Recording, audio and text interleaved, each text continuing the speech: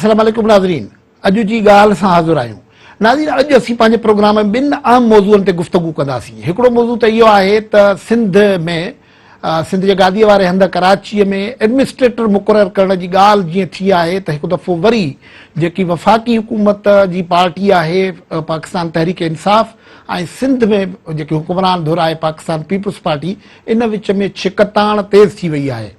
People's party इन सिलसिले में मुर्तज़ा वहाब जो सूबाई एडवाइज़र आहिनि, उन्हनि जो नालो तजवीज़ कयो आहे त उनखे एडमिनिस्ट्रेटर मुक़ररु कयो वेंदो, जेतोणीकि ऑफिशियली त उनजो नालो तजवीज़ न कयो वियो आहे, पर लॻभॻि ऑफिशियल सर्किल्स मां इहो नालो आयो आहे। उनखे PPO ॾिसो नथी करे, यानी उनजी तस्दीक बि करे थी त हा इहो नालो ग़ौर हेठि आहे।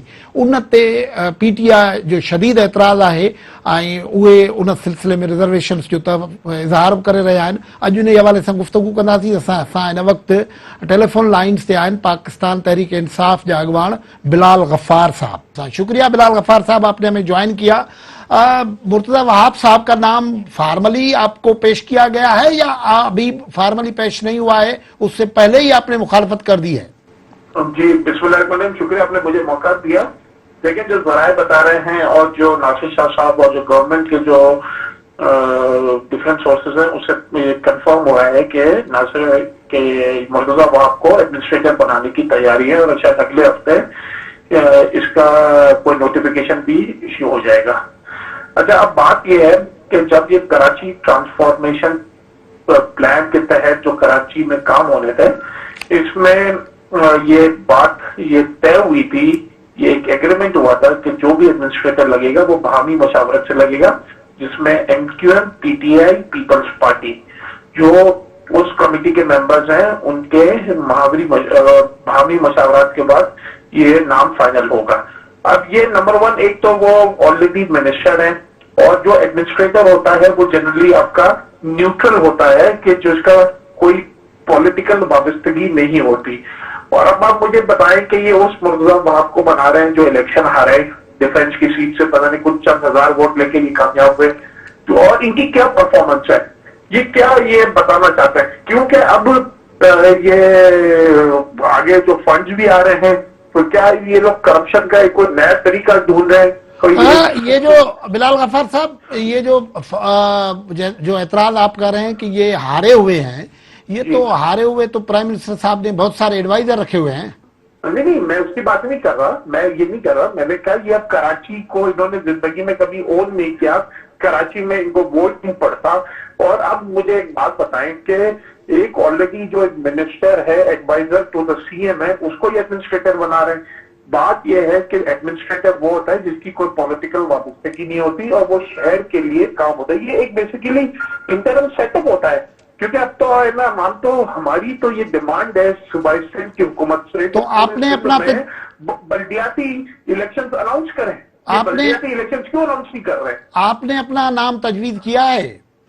देखें, जो भी ये नाम तजवीज होती है, जो भी एडमिनिस्ट्रेटर का नाम फाइनल होता है, जो पिछली मर्तबा लईक अहमद हुए, उससे पहले के कौर साहब का हुआ था, वो जो कमिटी है जिसमें अली हैदर रेड्डी साहब, असद उमर और MQM के अमीनुल हक है, और इसी तरीके से नासिर शाह, मुराद अली शाह और उसमें सईद गनी मेंबर है। तो ये 6 लोग है ना डिसाइड करेंगे कि कौन एडमिनिस्ट्रेटर बनेगा।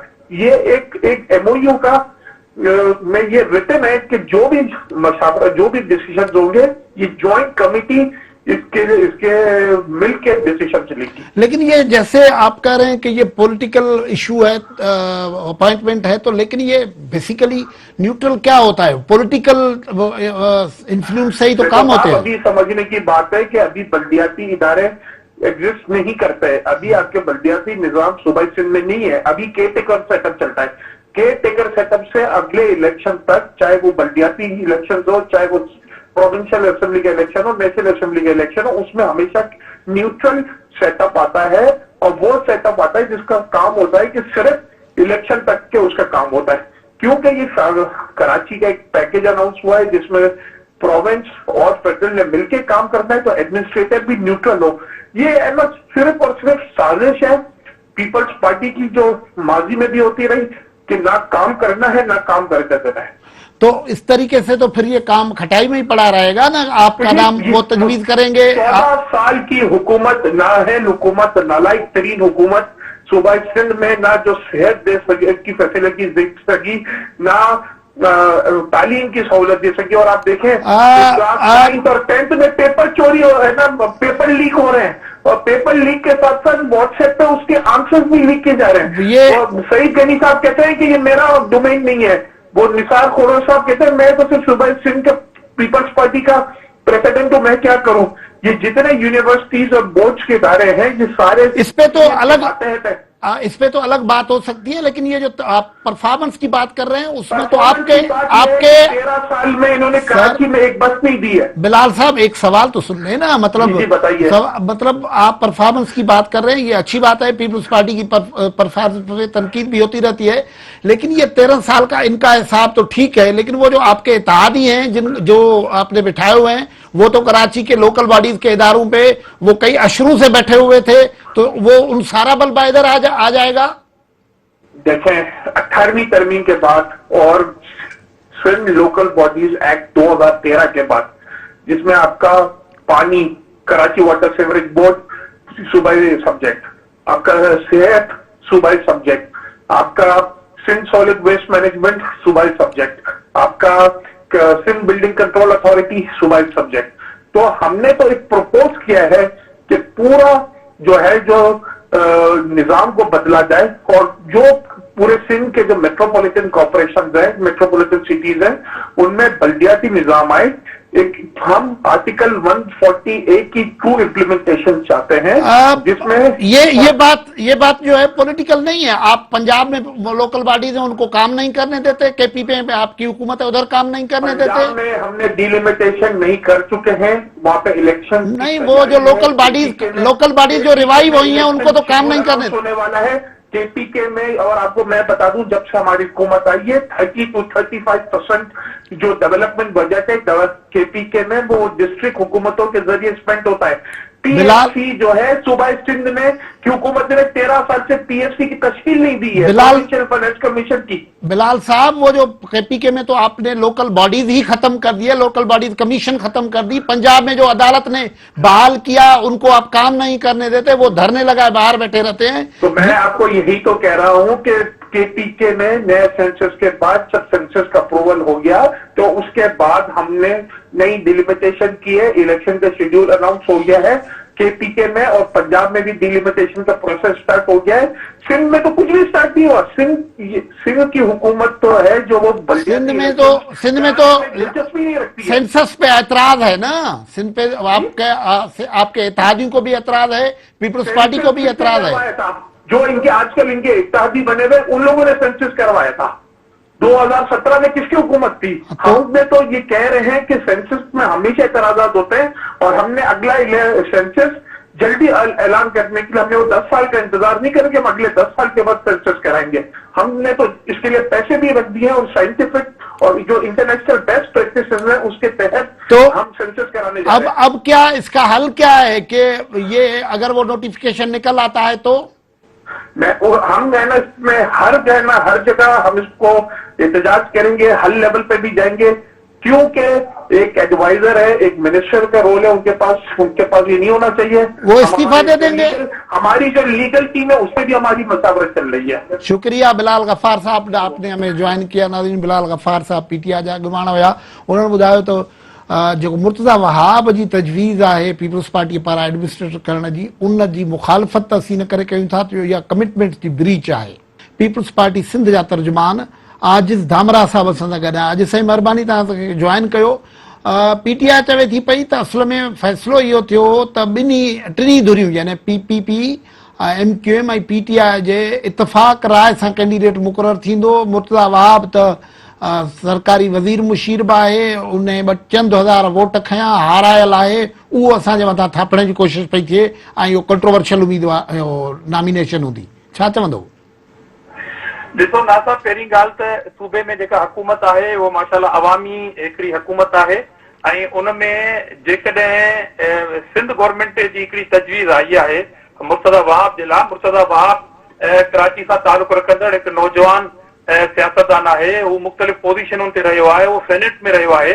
ठीकु आहे, इलेक्शन विढ़ियो, जेकॾहिं उनजी वोटनि जी पोज़ीशन खे ॾिसबो त वोटनि जी पोज़ीशन ते त हाणे PTI रिजेक्टेड पार्टी आहे पूरी सिंध। जीअं ख़ुदि कराची में जेके बाय इलेक्शनूं थियूं उनखे बुरे तरीक़े सां शिकस्तूं मिलियूं, उन 6-7 नंबर ते PTI जेका आहे उहा अचे पई। त छा PTI हींअर इस्तीफ़ाऊं ॾेई छॾे, छो जो हुन खां मैंडेट पियो हलियो आहे? हीअ हिकिड़ी तजवीज़ आहे। ऐं जेकॾहिं इहो ज़रूरी आहे त कराची जे एडमिनिस्ट्रेटर जेको आहे MQM ऐं PTI जी मंशा मुताबिक़ रखियो वेंदो, त पोइ पाकिस्तान लेवल ते तमामु फ़ैसिला जेके आहिनि उहो अपोज़िशन जे मशवरे सां थियणु खपनि, ऐं पोइ बनी ॻाल्हि जा फ़ैसिला न हलंदा हिते। इन करे हिकिड़ो फ़र्क़ु इहो ज़रूर आहे। हाणे इहो ख़बर न आहे त कॾहिं इहो डिसीशन थींदो, पर इहा तजवीज़ ज़ेर गौर ज़रूर आहे। आउं इन ॻाल्हि खे एडमिट कयां थो। नंबर ॿी ॻाल्हि त मुर्तज़ा हिकिड़ो पढ़ियो लिखियो माण्हू आहे। जेकॾहिं हिकिड़ी उहा जमायत जंहिं ते ख़ुदि कराची जे माण्हुनि हुनखे रिजेक्ट कयो, त हुननि कराची जे मैंडेट सां जेको सत्यानाश कई आहे, उन ते दहशतगर्दी जा बि इल्ज़ाम आहिनि, उन ते तमामु इल्ज़ामात लॻल आहिनि। PTI ख़ुदि कराची जो मैंडेट लूज़ कंदी पई वञे वॾी तेज़ी सां। त इन करे ही तजवीज़ आहे। अच्छा, इन सिलसिले में का छिकताण पई थिए छा? छाकाणि त अॼु गवर्नर साहब बि ॻाल्हायो त ही क़बूल न थींदो, PTI मुखालफ़त कंदी, कंसेंसस जॾहिं क़बूलियो वियो त उहो छो न कयो वियो? ॾिसो, PTI जेको आहे उहा ड्रिनल आहे। पीपुल्स पार्टी जी सूबाई गवर्नमेंट जा जेके प्रोजेक्ट आहिनि उहे तव्हांखे ख़बर आहे त हींअर बजट में बि 110 अरब खां वधीक बजट रखी वई आहे, 1000 खां वधीक प्रोजेक्ट सिंध गवर्नमेंट जा जेके आहिनि उहे आन गोइंग इन कराची में। त ज़ाहिर आहे इहा सॼी ॻाल्हि PTI खे तकलीफ़ ॾिए थी, ऐं हू ड्रिनल आहे इन ॻाल्हि खां त जेकॾहिं कराची में को एनर्जेटिक माण्हू अची वियो त हुननि जी जेका सियासी जेका बैसाखी आहे ख़ासि तौर ते कराची मां, उहा हुननि खे निकिरंदे महसूसु थिए थी। हुननि खे पंहिंजे सियासी अंजाम ई मौत नज़र अचे थो। इन करे उहो ज़रूर मुखालफ़त कनि पिया ऐं कंदा रहंदा। मुर्तज़ा वहाब खां सवाइ ॿिया ऑप्शन बि आहिनि तव्हां वटि? ॾिसो, मुर्तज़ा जो नालो ज़रूर आयो आहे। मूं चयो त ही ज़ेर गौर आहे असां वटि तजवीज़ त हिकु एनर्जेटिक पढ़ियो लिखियो माण्हू ॾिजे जेको मुतहरिक हुजे। कराची जा जेके प्रोजेक्ट आहिनि उहे फोकस्ड आहिनि। मुर्तज़ा वहाब हुननि खे डीपली ॾिसे पियो। सोशल मीडिया ते बि तव्हां ॾिसंदा हूंदो त उहो एक्टिव आहे।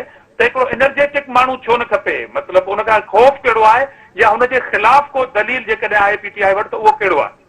उहो ई आहे न। त छाकाणि त इहो तय इहो थियो हो त इतफ़ाक़ राय सां थींदा। उहा जेकी कमेटी ठही हुई Karachi infrastructure, Sindh infrastructure development company, उन में तव्हां सभु बराबरि हुयो। उते ॼणो त इहो एग्री कयो वियो हो, ऐं एग्री करण खां सवाइ इहा तजवीज़ लाथी वई आहे। ऐं हुननि जो ख़्यालु इहो आहे त ईंदड़ हफ़्ते ग़ालिबन नोटिफिकेशन बि थी वेंदो।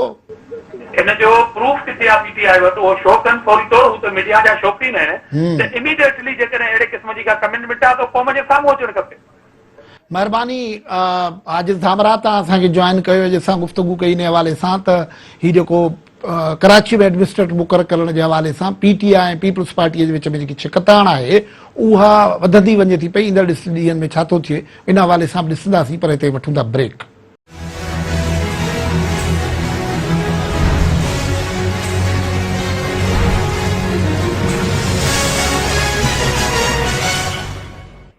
Welcome back. हिन वक़्तु असीं गुफ़्तगू कंदासीं थर में दोदे भील नाले हिकिड़े पोरियत जो जेको मौत थियो, उन ते वॾो एहतजाज थियो। ज़ाहिर आहे उहो पुलिस तहवील में मौत थियो हुयो, पर उन खां पोइ जेको टकराव बणियो उहो जेकी एंग्रो कंपनी आहे उनजे ख़िलाफ़ एहतजाज थियो। हिकिड़ी वज़ारती कमेटी ठही, उन रिपोर्ट ॾिनी, उन खां पोइ गिरफ़्तार थियल माण्हू आज़ादु थिया आहिनि, केस ख़तमु थी रहिया आहिनि। हिन वक़्तु असां सां वज़ारती कमेटीअ जो मेंबर इम्तियाज़ शेख साहब गॾु आहे। शेख साहब, महिरबानी तव्हां असांखे जॉइन कयो। तव्हां हिन कमेटीअ जा मेंबर हुयो, तहक़ीक़ात कई, कहिड़े नतीजे ते कमेटी पहुती हुई? जेकॾहिं हिकिड़ो त असां ड्राफ्ट पढ़ियो जेके तव्हां जूं तजवीज़ूं हुयूं, पर थियो छा हुयो माण्हुनि खे जीअं ख़बर पवे? माण्हुनि खे हाणे सॼी दुनिया खे ख़बर आहे हिन मसइले ते। तव्हां पुछो था त तव्हांखे ॿुधाइनि था हीउ महसूसु थियो हुयो का चोरी थी हुई, चोरी जी FIR थी हुई जेका पंहिंजो हुनमें इस्लाम कोट थाने ते। ऐं उन खां पोइ उन खां अॻु में बि जंहिं माण्हुनि ते शक हुयो चोरी जो, उन्हनि खे हिननि में पकड़े तशदुद कयो, जेको कंहिं बि सूरत में क़ाबिल क़बूल न आहे। हुकूमत खे बि न आहे, असां सभिनी खे न आहे, मिनिस्ट्री खे बि न आहे, पाकिस्तान पीपुल्स पार्टी जी गवर्नमेंट खे बि न आहे। उन में जॾहिं ज़ख़्मी थिया त पोइ उहे वरी कुझु अस्पतालनि में विया। पोइ जेको दोदो बीहंदो उहो हुते हैदराबाद वियो त उते उहो फौत थी वियो। उतां या मतिलबु इहो तशदुद पुलिस जो तशदुद हुयो। अचनि थियोसीं, ऐं जेके माण्हू हुन में मुलविस हुया उन्हनि खे फौरी तौर ते बरतरफ़ कयोसीं ऐं हिननि जे लाइ असां मतिलबु FIR वग़ैरह जेका थी उन ते कार्रवाई जे लाइ उनखे असां चयोसीं, बल्कि FIR में हिनजे माइटनि जी मर्ज़ी सां दाख़िल थी वई। पर इतफ़ाक़ सां उहो ॿिए ॾींहं ते हाई कोर्ट जे मां बेल पंहिंजो कराए आया। अच्छा आवाज़ अचे थो? जी सही है। मां इहो पियो पुछो त इन तशद्दुद जे लाइ ज़िम्मेवार केरु हुयो? कंपनी ज़िम्मेवार हुई, पुलिस ज़िम्मेवार हुई? पोइ करण में जेको सिक्योरिटी जा माण्हू हुया, हा। कंपनी वारा, उहे ज़िम्मेदार हुया। अच्छा उहे ज़िम्मेदार हुया। उन्हनि खे जंहिंखे असां बरतरफ़ कयो आहे, कंपनी एज ए कंपनी जे इंतिज़ामी उमूर न, पर ज़ाती हैसियत में हिननि पंहिंजी हद खां हुननि तजावुज़ कयो ऐं पंहिंजो पावर्स खां जेको हुननि खे मैंडेट हो, जेको पुलिस जो मैंडेट हो, उहो हुननि इस्तेमालु कयो ऐं जॾहिं ज़ख़्मी थिया उहो पोइ अची पुलिस जे हवाले कयूं ऐं पुलिस हुननि खे अस्पताल में दाख़िल करायो। पोइ तो ज़मानत थी वई हुननि जी जज वटो ऐं उन्हनि खां कुझु ॾींहं हाणे छा इंतकाल करे। सही, हाणे छा हुननि जो जेको कंपनसेशन डिक्लेयर थियो उनजो छा थियो? उहो त हुननि खे मिले थो, उहो हुननि खे मिलंदो। अकाउंटनि जा खुलनि, जीअं अकाउंटनि जा खुलंदा त हुननि अकाउंटनि में दाख़िल पैसा जमा थी वेंदा। उहो त सिंध गवर्नमेंट पैसा हुननि खे ॾिना आहिनि। ॿियो FIR में जेके माण्हू पकड़ियल न आहिनि, जेके बेल ते आहिनि, उन्हनि जे लाइ असां चयो त सिंध सरकार तव्हांजी मदद कंदी ऐं तव्हां सां गॾु बीहंदी। उहो असां हिदायतूं ॾिनियूं आहिनि पंहिंजे प्रोसिक्यूशन खे त उहो बि ॾिसनि हिन मामले में त जीअं हुननि जो बेल एक्सचेंज न थिए ऐं पंहिंजी कोशिशि कनि जुडिशरी जे हवाले सां त जेका बि हुते कोर्ट में जेको बि कानून केस स्ट्रॉन्ग नमूने पंहिंजो ठाहे वञनि।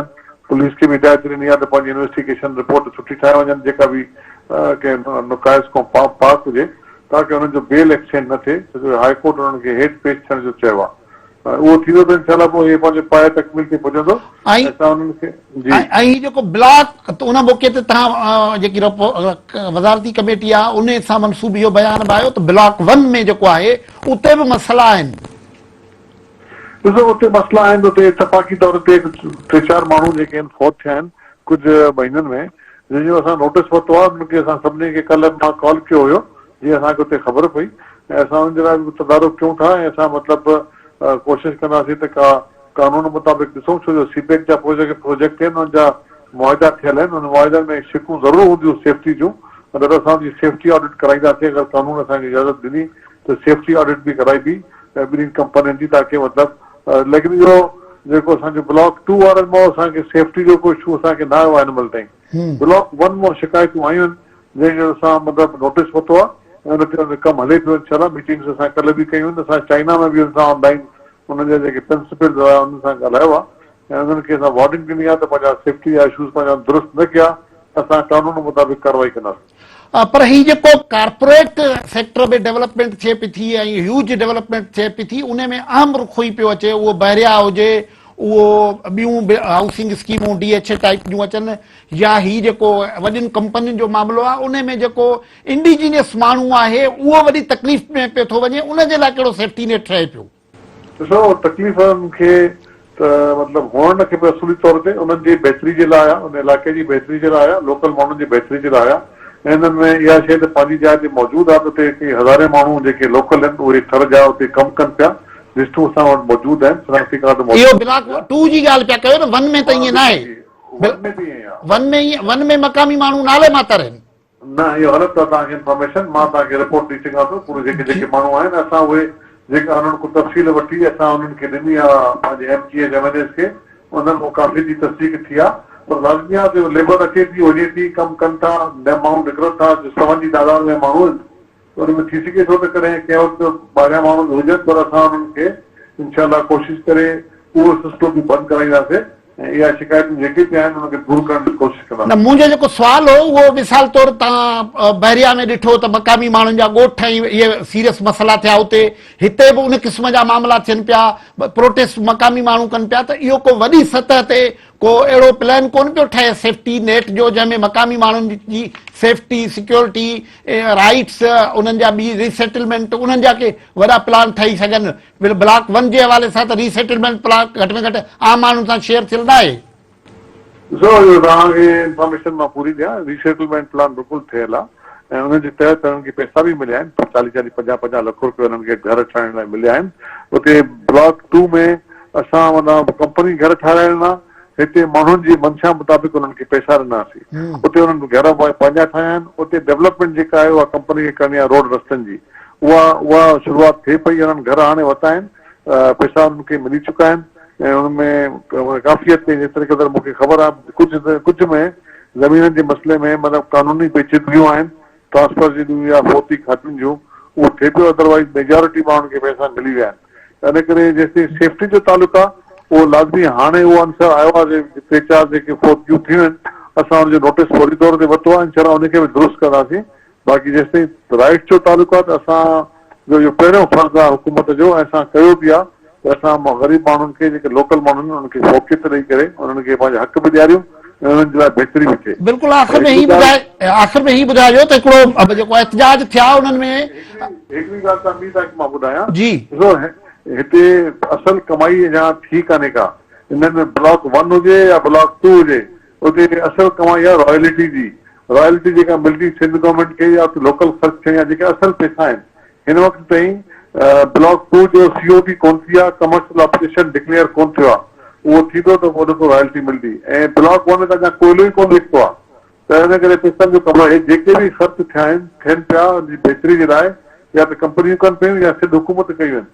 इन करे मतिलबु इहो जेको तासुर उते मां ॾिठो त हे पैसा अचनि था, काॾे वञनि था, पैसा प्रॉफिट जा पैसा जेके माण्हुनि खे मिलणा आहिनि, जेके असां सिंध गवर्नमेंट बिलावल साहब हुते ऐलान करे आयो, CM साहब उते ख़र्च कंदासीं, अञा उहे पैसा मिलणा आहिनि। उहे ईंदा त हिते ज़रूरु वॾो फ़र्क़ु पवंदो तरक़ी में। ऐं इनशाला हाणे बि हिते रोड रस्ता अस्पतालूं सभु उतां जे माण्हुनि जे लाइ आहिनि, पर असां वरी बि इंश्योर कंदासीं त हुनजी सेफ्टी, हुनजी सिक्योरिटी, हुननि जा राइट्स कंहिं बि तरीक़े सां डिस्टर्ब न थियनि। साईं बिल्कुलु आख़िर में ही ॿुधाइजो त पुलिस जे हवाले सां माण्हुनि जूं शिकायतूं हुयूं त उन्हनि मिसहैंडल कयो आहे, ऐं SSP ऐं ॿियनि अमलदारनि जे बदिलियुनि जा मुतालबा हुया त उन्हनि खे घटि में घटि जिन ही रुॻो माण्हुनि तां FIR ख़तमु करणु कुझु न आहे, पर जे ग़लति FIR थी त उन ते सज़ा वारो अमल पुलिस जे ख़िलाफ़ हुयो। उन में छा तजवीज़ थियो? CPEC प्रोजेक्ट जी सिक्योरिटी जो मसइलो हुयो ऐं उते आम पब्लिक हुन सां गॾु न हुई। चंद माण्हू हुया जिन थ्रेट कयो, या मिट माइट बि कोन, 4-5 ॾींहं अॻु में जेसिताईं पुरमन वेठा हुया, पुलिस कुझु बि कोन कयो। पर जॾहिं हुननि हिकिड़ो लजपत छोकिरो कोई उन ऐं प्लस ॿिया कुझु सियासी माण्हुनि ते मुदाख़लत कई ऐं चयूं त असां हुते वञी टेक ओवर कंदासीं प्रोजेक्ट खे, असां हुनखे रोकींदासीं, हुनखे धरणो हणंदासीं। उन खां पोइ पुलिस या इंतज़ामी कार्रवाई कई हुई। जेको असां केस हुननि दाख़िल कयो उहो असां ख़तमु करे छॾियोसीं फौरी तौर ते। CM साहब जो हिदायत बि आई, असां पाण हुते कमिटमेंट करे आयासीं, उहा कमिटमेंट असां पूरी कई आहे। ॿिया बि जेके मसइला हुन सां असां कमिटमेंट कई आहे उहो बि इनशाला तव्हां ॾिसंदव त थोरनि ॾींहंनि में पूरी थी वेंदी। पर असांजो हुन वक़्तु मेन टारगेट आहे त जेके माण्हू बेल कराए विया आहिनि उन्हनि खे बेल कैंसिल कराए उनखे कैफ़े किरदार तक पुॼायूं ऐं उन्हनि खे गिरफ़्तार करायूं। न पर ही लजपत ते त केस जेको हुयो तव्हां चओ पिया त उन भड़कायो ऐं उन ई सॼो कयो, पोइ वरी उहो साॻिए खे ई माण्हू खे तव्हां वरी ज़मानत कराए छॾी हुनजी। इहो त तज़ाद आहे ॻाल्हियुनि में। असांखे असांजी पंहिंजी पार्टी जे माण्हुनि ते चयो, MNA MP चयो त हुतो जो माहौल हमेशह बहितर रहियो आहे, सुठो रहियो आहे, पुरअमन रहियो आहे। चंद शरारती माण्हू हुते शरारत कनि था, अगरि उन्हनि जी सज़ा सभिनी खे न ॾिनी वञे, इहो केस ख़तमु कयो वञे। पब्लिक जी डिमांड ते, पंहिंजे MNA MP जे चवण ते ऐं पार्टी जी क़यादत जे चवण ते असांजो मसइलो सिफारिश कईसीं वज़ीर आला खे, वज़ीर आला ख़तमु करे छॾियो। महिरबानी इम्तियाज़ शेख साहब। नाज़रीन असां गुफ़्तगू करे रहिया हुआसीं जेकी सिंध हुकूमत जी वज़ारती कमेटी हुई उन बहरहाल इम्तियाज़ शेख हुनजो मेंबर हो। उन हिकिड़ी अहम ॻाल्हि कई आहे त जेके केस यानी सरकार ईअं पई सम्झे त शरारत उन्हनि माण्हू कई, पर छाकाणि त MPs MNAs माण्हुनि चयो त असां केस ख़तमु कया आहिनि। हीअ इंपॉर्टेंट ॻाल्हि हुई। गुफ़्तगू खे जारी रखूं था। हाणे असां सां टेलीफोन लाइन ते मौजूदु आहिनि इंसानी हक़नि बाबति वफ़ाक़ी इंसानी हक़नि वारी वज़ारत जो पार्लिमानी सेक्रेटरी MNA लाल माली साहब, जेके अॼु जेको दोदो भील आहे उनजे ॻोठ में विया आहिनि, इस्लाम कोट में विया आहिनि, मिठीअ में विया आहिनि। लाल ही मामले खे तव्हां अॼु ॾिठो, वॾो वफ़द वठी उते वियो, छा तव्हां ॾिठो त ही मामिलो थियो छा हुयो, मिसहेप छा थियो? नासाब ॻाल्हि इहा आहे त मूं पहिरीं ज़िक्र कयो आहे दोस्तनि सां त दोदो भील जे मुबैना क़तल जो मामिलो आहे, जंहिंमें भील बिरादरी सम्झे थी त हुनजो क़तल कयो वियो आहे। जॾहिं त जेका थरकोल जी जेका कंपनी आहे सिंध गवर्नमेंट सां गॾिजी कमु करे थी, हू सम्झे थी त को क़तल कोन, पंहिंजो हू बि हुननि ते रिग्रेट करे पई, पर अञा ताईं केरु हुनजी रेस्पॉन्सिबिलिटी खणण लाइ तयारु न आहे। रुॻो ॾुख जो इज़हार थिए पियो। उन खां पोइ वॾी निगलिजेंस जूं शयूं साम्हूं आयूं आहिनि। अॼु हिकिड़ी जॻह ते पुलिस कयूं आहिनि, उन खां बाद उहो मैजिस्ट्रेट जे साम्हूं माण्हू हिकिड़ो पेश थियो आहे, तॾहिं बि इहा शइ आइडेंटिफाई न थी आहे त हू ज़ख़्मी आहे। उन खां पोइ सभु जेल वियो आहे, उते बि इहा शइ आइडेंटिफाई न थी आहे। उन खां वधीक जेका शइ उन खां वधीक पोइ जो ख़राब थी आहे तॾहिं थी आहे जॾहिं पुलिस एक्शन थियो आहे ऐं दहशतगर्दी जा थर जे माण्हुनि ते केस दाख़िल थिया आहिनि, ख़ासि तौर ते इंटेलेक्चुअल फोरम जे माण्हुनि ते उहे केस दाख़िल थिया। उन माहौल खे काफ़ी विशेट कयो आहे। अॼु जेका कल्ह पुलिस रिपोर्ट पेश कई उन खां पोइ बाद में ही आज़ाद थी विया आहिनि भील बिरादरी जा अॻवान, पर पुलिस अञा ताईं न सिर्फ इहो केस वठण खां लवाए रही आहे वापसि, त पोइ हुननि केस वापसि वरितो आहे। हुननि इहो ॿुधाइनि था त फ़िलहाल असां वटि कोई एविडेंस न आहे, पर इन केस इन्वेस्टिगेट कंदासीं। ऐं जेका दोदे भील ते हिकिड़ो तो क़तल थियो, उन खां पोइ उन ते हिकिड़ी FIR पिणु आहे जेको चोरी जी आहे, ऐं उहो चोरी जी FIR ऐं दोदे भील जी जेका क़तल जी FIR आहे उहो शायदि AIG हैदराबाद खे ट्रांसफर थी आहे, उहो इन्वेस्टिगेशन करे रहिया आहिनि। असांजी फैक्ट फाइंडिंग में हिन वक़्तु माइनॉरिटी राइट्स कमीशन जो chairman Chelaram, human rights defenders जो अलीपल, मैडम सुनीला रुथाए में ही सभु शामिल आहिनि, ऐं वकील ऐं सहाफ़ी सिविल सोसाइटी जा माण्हू असां सां गॾु आहिनि। असांजी अञा सफ़र कंटिन्यू आहे। असीं जल्दी इन ते हिकिड़ी तफ़सीली रिपोर्ट मुरतब कंदासीं त जेके जेके शयूं हुननि जी पेरेंट्स सां साम्हूं आयूं आहिनि, जेके सिविल सोसाइटी खां साम्हूं आयूं आहिनि, जेके इस्लाम कोर्ट में ख़ासि तौर ते सहाफ़ी आहिनि, हुननि वटां असांखे काफ़ी शयूं शेयर थियूं आहिनि, त उन जी रोशनी में ही जेका कमेटी हींअर मौजूदु आहे विठी में उहो रिपोर्ट मुरतब कंदी। इहा रिपोर्ट मुरतब करे तव्हां कंहिं वटि सबमिट कंदो ऐं अॻियां जो छा एक्शन हूंदो? हीअ जेका आहे वफ़ाक़ी ह्यूमन राइट्स जेको वफ़ाक़ी खातो आहे, मैडम श्री मरानी जी वज़ीर आहे, उनजे इंस्ट्रक्शन ते असीं हिते आया आहियूं। यकीनी तौर ते ह्यूमन राइट्स मिनिस्ट्री खे सबमिट थींदी ऐं इहा रिपोर्ट प्राइम मिनिस्टर खे बि सबमिट थींदी, ऐं उनजी रोशनी में उनजी सिफ़ारिशात लाइ काउंसिल गवर्नमेंट खे पिणु उन्हनि जूं रिकमेंडेशन मोकिलियूं वेंदियूं। ही इन मूं हिकिड़ो मामिलो इहो बि ज़ाहिर पियो थिए त कारपोरेट डेवलपमेंट जो जेको इन्वायरमेंट आहे उन जा जेके इफेक्ट आहिनि उहे कुझु गैर मुतवक़िब हुजनि था, जीअं हिते या बहरिया में ॿियनि हंधनि ते नज़र पिया अचनि। इन एंगल सां बि का ॻाल्हि ॿोल थी आहे त मक़ामी माण्हू कीअं? जी बिल्कुलु मक़ामी माण्हुनि खां थी आहे। हू सम्झनि था त जहिड़ी जी हुनखे ख़ुशी ई थरकोल जे अचण सां, हिन जी इंडस्ट्री जे अचण सां त हिते ख़ुशहाली ईंदी, ओड़े क़िस्म जा हिते आसार नज़र नथा अचनि। दोदे भील जो ॻोठ जेका आहे उहो बिलासपुर जे बिल्कुलु कप ते आहे, यानी 1 किलोमीटर जो सफ़र पर न हूंदो। उते पाणी जी पीअण जी पाणी जी सहूलियत न आहे, को अस्पताल न आहे। हालांकि ॿुधाइनि था त कम थर फाउंडेशन जे नाले सां कुझु थिया आहिनि, पर हुनजे जेके बिल्कुलु लाॻापियल ॻोठ आहिनि हुननि में इहे सहूलियतूं न हुजण जे बराबरि आहिनि। ऐं जेको कॉर्पोरेट सेक्टर जी जेके ज़िम्मेवारियूं ॾिसो, ब्लॉक 1 मां बि अहिड़ियूं कंप्लेंट्स आयूं आहिनि जिते बि माण्हू हुआ आहिनि, किरिया आहिनि, उन क़िस्म जा मामला। मूंखां हिकिड़ी फैमिली ते मुलाक़ात कई आहे, उहो इंजीनियर हरीश आहे। हुनजे लाइ हू ॿुधाइनि था त हुनखे अटैक थियो हिकिड़ो ॾींहुं शाम जो, ऐं राति हुनखे किथे शिफ्ट न कयो वियो, ऐं नेट हुननि जान जेको विञाए वेठो उहो नौजवान, ऐं उनजो न को कंपेंसेशन थियो आहे, न को FIR दाख़िल थी आहे, न कोई उन में कंहिं का उन्हनि खे आथत ई ॾिनी वई हुजे।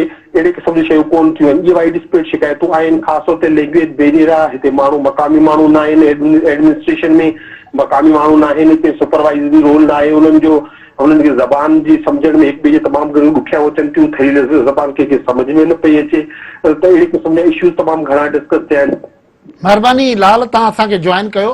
नाज़रीन, अञा असां हिन सेगमेंट में इहा कोशिशि कई त हीउ जेको थर में एहतजाज हले पियो थो, जेतिरी उहे केसिस त ख़तमु थी विया आहिनि, पर हुन जा मुख़्तलिफ़ रुख़ आया आहिनि। डेवलपमेंट जो इफेक्ट जेको आहे उहो मक़ामी माण्हुनि खे ताईं फ़ाइदो पहुचणु घुरिजे, उहो केतिरो पहुतो, उन खां पोइ ही कंफ्लिक्ट जेके आहिनि उहो कीअं आहे। ख़ुदि इहो बि ॾिठोसीं त कंफ्लिक्ट रेज़ोल्यूशन सिस्टम्स मौजूदु न आहिनि। बहरहाल ही हिकिड़ो अहम इशू हुयो जंहिं ते असां डिस्कस कई। गुफ़्तगूअ खां मोकिलायूं था प्रोग्राम मां अलावा।